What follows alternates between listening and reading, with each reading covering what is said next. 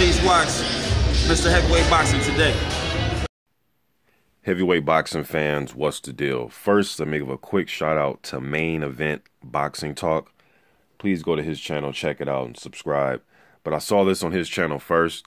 They rescheduled the Dillon Carman versus Gary Cornish fight. Now, I came out with a video June 30th, and I broke down the fight when it was first announced and it was first made. The original date was September 9th, so the fight should have already taken place. It was scheduled to be in Toronto for the vacant Commonwealth British Empire title. It was vacated by my man Anthony Joshua. All right, so they rescheduled this fight, and they're going to have it in Scotland now. So instead of it being a home fight for Carman, now it's a home fight for Gary Cornish. It's right in his backyard. It will be October 21st. They're still going to fight for the vacant Commonwealth British Empire title. This fight was on, like I said, it was on BoxRec. It was scheduled. The next thing you know, I kind of forgot about it, and I checked on it, and it was just it wasn't on the schedule anymore. Then I seen that Dillon Carman fought Julian Colette, and that fight is on YouTube. I'll try to leave it in the description box if I don't forget, but there's not much to miss in that fight. If you go watch it, it's about, I don't know how long the fight lasted, a minute or so, I can't remember, but it was a first round fight. Pretty much Carman had his way in that fight. He fought downhill. He was working to the body and just pretty much landing at will on Colette. Hit him with a good right hand. I think he knocked him down twice in that fight. Not really much to watch in that fight, man. Carman, one thing that I did notice, he came in at his career high a little over 238. His previous career high was 233. I know he came into the Razor Ruddock fight at 230. And it was his first action of the year since his win against Ruddock last year. So that's one thing that I did notice about Carman is just his career high in weight. And he only had one fight this year, and it was a quick fight. Now, before I break down the actual fight and who I think is going to win, who I'm a favorite, not Dillon Carman, but Gary Cornish this year has been in the ring twice. I forget the other guy he was in with, but I know he went to decision twice in 2 6-round fights. I know one of the guys was Tomas Mrazek. Mrazek is a journeyman level guy that's been in there with some of everybody. Mrazek in the last few years, he's not going the distance like he usually does. I've seen him go the distance with Carlos Takam and just a plethora of other fighters. And I can't remember everybody off the top of my head. But I know Tomas Mrazek's last few fights, he's been getting stopped. Keane, the prospect out of Canada, stopped Mrazek. Nick Webb stopped him. Nathan Gorman stopped him. Ian Lewison stopped him. But Gary Cornish was not able to. And these are all guys, his last few fights, his last, 5 or 6 fights, he's fought all these guys. And Gary Cornish is the only one that couldn't get him out of there. Now, just because he didn't knock him out or didn't stop him, he got the victory. He dominated and got the victory. But it just lets you know that as big as Cornish is at 6'7" and 250 pounds, and I believe he has like an 84-inch reach, he's a big guy. But he's not necessarily a huge knockout artist. I believe he has 11 or 12. I think he has 12 knockouts on his 23 wins. He likes the double jab. He moves pretty well for a big guy that big. It's just you question his chin a little bit. But you question it when he was in there with somebody like Anthony Joshua. Because if you watch that fight,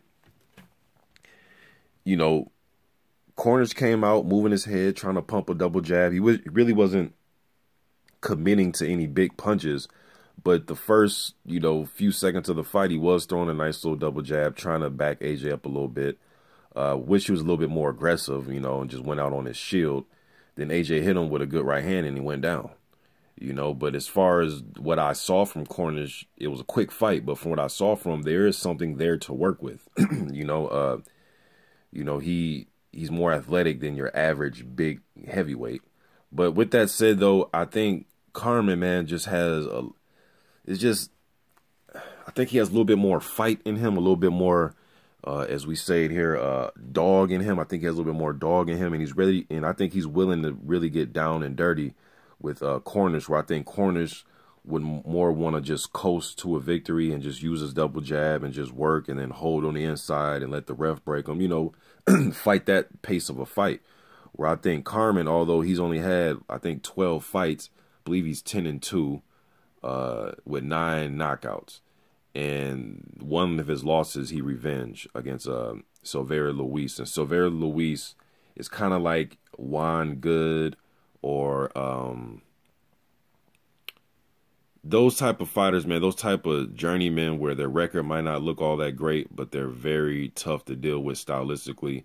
Luis had a tough fight with Oscar Rivas. That fight was pretty debatable, man. But Carman, he got stopped by Luis, and then their next fight in a rematch, he knocked him out. He stopped him in the first round. Then he had the Razor Ruddock fight. Ruddock was an old man, 50, I believe he was 51 years old when he fought him. One thing I say about those type of fights, if you're in there with somebody that's way past their prime or they're old, well, then treat them like an old man and knock their ass out then. Don't go the distance and, you know what I mean, treat them like they shouldn't be in the ring. And he did that.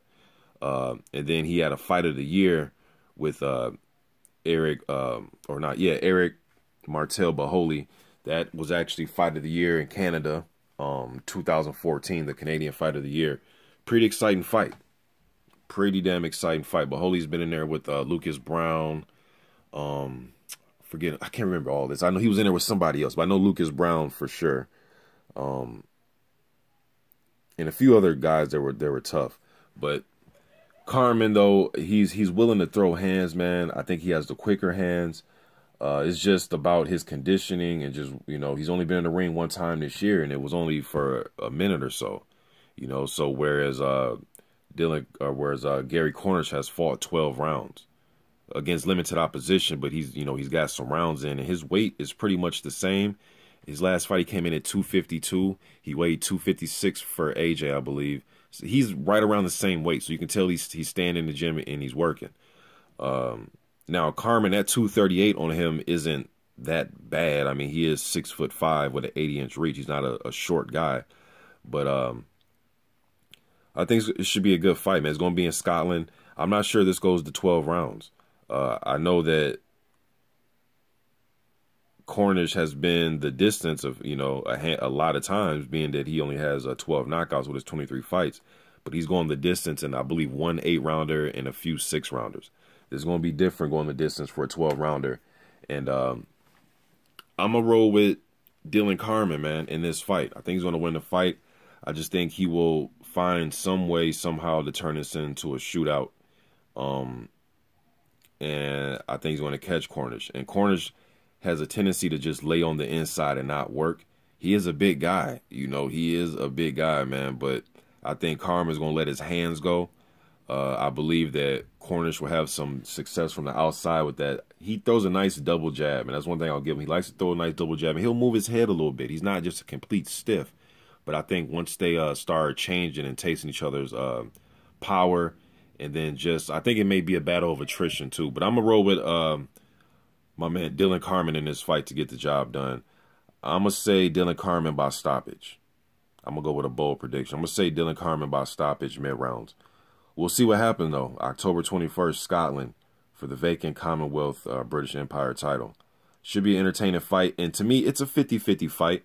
But I just think Carman's going to pull it out. But I do think it's a close, competitive fight. And I think it'll be competitive up until the point I think Carman will probably start landing his power and then testing Cornish again and probably get Cornish in a situation where he has to get into a dogfight.